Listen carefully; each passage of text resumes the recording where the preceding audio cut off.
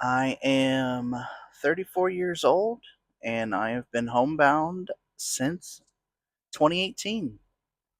And I am have been struggling with depression and anxiety and daily panic attacks, and that led to me being homebound essentially. And now I'm going to do some exposure therapy and talk about it.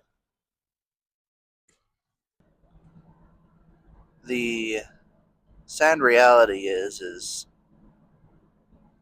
the world doesn't stop when you have problems.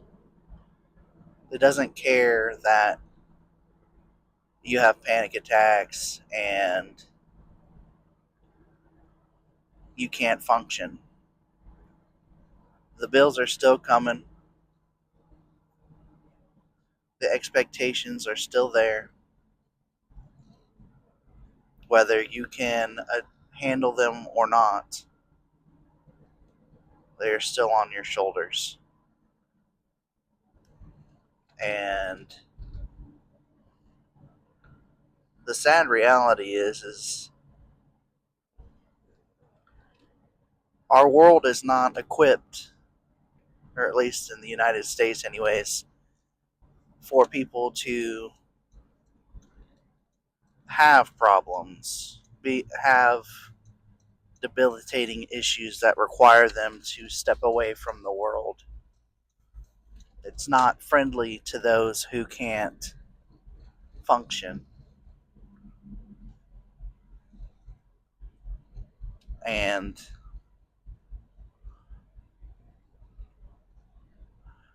a lot of your loved ones and friends don't understand. They You quickly find out that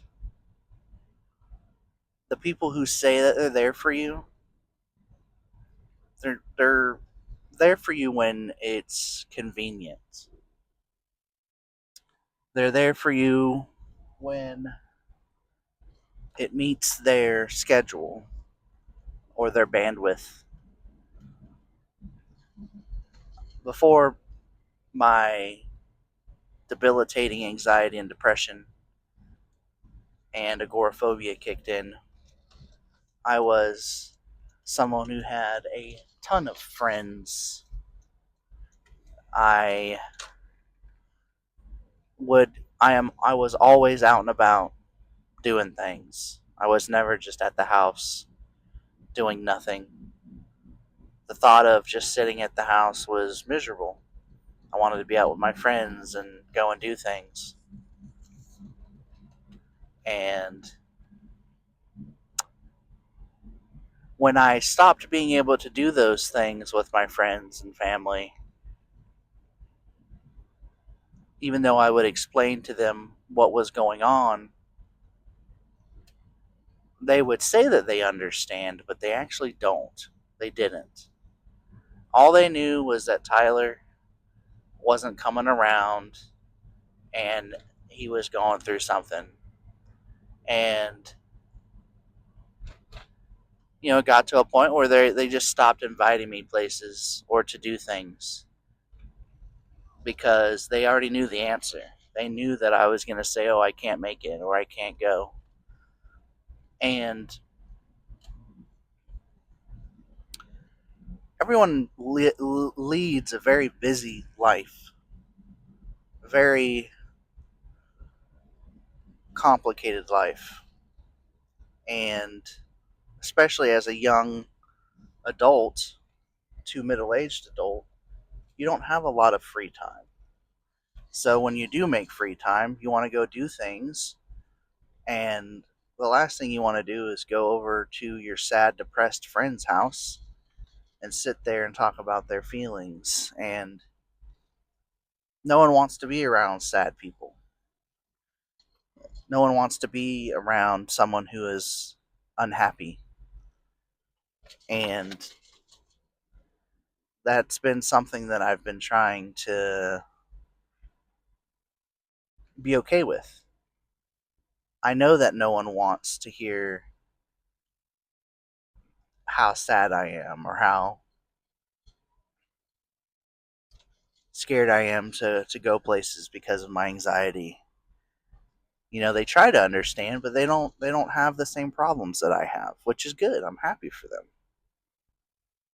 But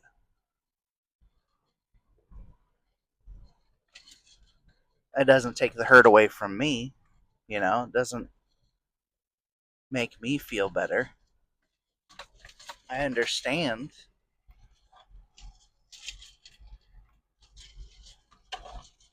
I understand.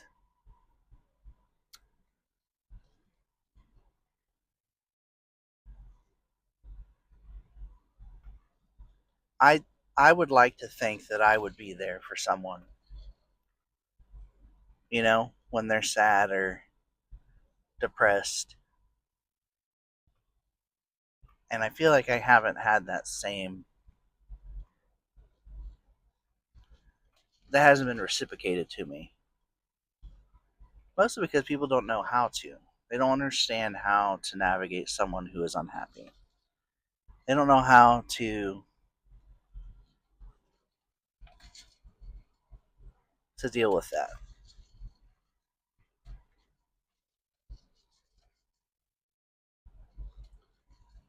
They get uncomfortable with someone who is borderline crying or frustrated about things. Most people aren't equipped to deal with that.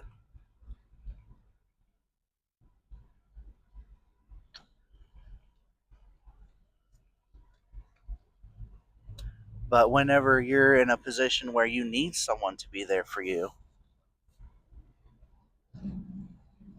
who do you go to? What do you what do you do? Years ago I would say, "Wow, I have a ton of friends and family and they're so fantastic. They're here for me when I need them most." And when I did need them most, it's, "Oh, I'm busy this weekend. I can't come over." Um, or insert random excuse here.